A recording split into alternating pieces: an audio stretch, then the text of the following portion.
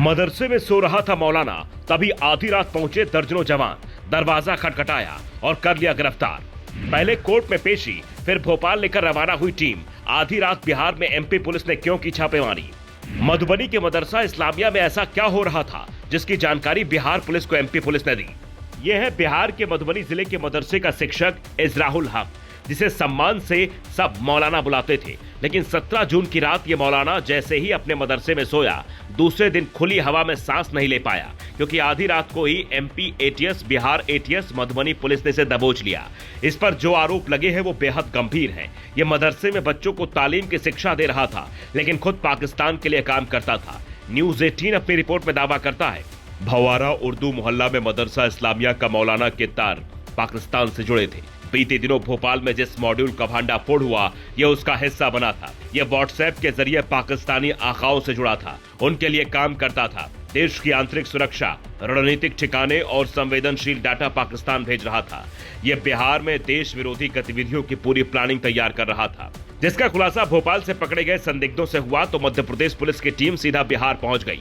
Madhubani police को जानकारी दी और आधी रात को यह कार्रवाई बड़ी ही गोपनीय तरीके से की गई, क्योंकि ये जहां रहता है वहां इसके कई हमदर्द हो सकते थे। पुलिस की कार्रवाई में कोई बाधा न बने, इस बात की तैयारी पुलिस ने पहले से ही कर रखी थी। इसीलिए पुलिस ने इसे गिरफ्तार करने के बाद इसकी पूरी कुंडली खोलने के लिए पहले इसके गाँव तक इसे लेकर गई, जहाँ घर का कोना कोना खंगाला गया और वहां से जो दस्तावेज मिले, जो डिजिटल सबूत मिले, उसने सबको चौंका दिया। पुलिस का दावा है, गिरफ्तार इजहारुल हक गंभीर राष्ट्रद्रोह के मामलों में पूरी तरह लिप्त है। इसके पूरे नेटवर्क और इससे जुड़े अन्य लोगों खुलासा अभी बाकी है। चूंकि इससे पहले बिहार के फूलवारी शरीफ से भी संदिग्ध मामलों में गिरफ्तारियां हुई थी। पटना में पीएम मोदी की रैली के दौरान भी एक बार बड़ी घटना हुई थी। इसलिए इस गिरफ्तारी ने सुरक्षा व्यवस्था को लेकर कई बड़े सवाल खड़े कर दिए हैं।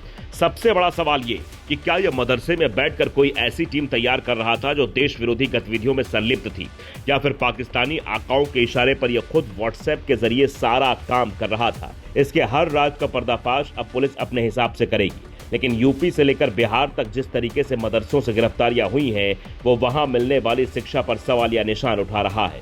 कई नेता मदरसों पर परमानेंट ताला लगाने की डिमांड कर चुके हैं। अब सम्राट चौधरी की सरकार एमपी पुलिस के इस एक्शन के बाद और क्या करने वाली है? मदरसों को लेकर क्या कोई नया नियम बनाने वाली है? अवैध मदरसों की लिस्ट क्या तैयार होने वाली है? इस पर सबकी निगाहें टिकी हैं। फिलहाल उस मदरसे को लेकर ज्यादा जानकारी सामने नहीं आई है जहां से यह पकड़ा गया है। अगर वो अवैध हुआ तो वहां भी बड़ा एक्शन हो सकता है। लेकिन हिंदुस्तान में खाने और रहने वालों की इस मानसिकता पर आप क्या कहना चाहेंगे? आप अपनी राय जरूर दें, क्योंकि सवाल राष्ट्र की सुरक्षा से जुड़ा है और राष्ट्र की सुरक्षा के ऊपर कुछ भी नहीं हो सकता। इस मौलाना को पाकिस्तानी आकाओं के संपर्क में लाया कौन? वो मास्टरमाइंड कौन है? इसकी भी फाइल अब खुलने वाली है। Bureau report, global Bharat TV.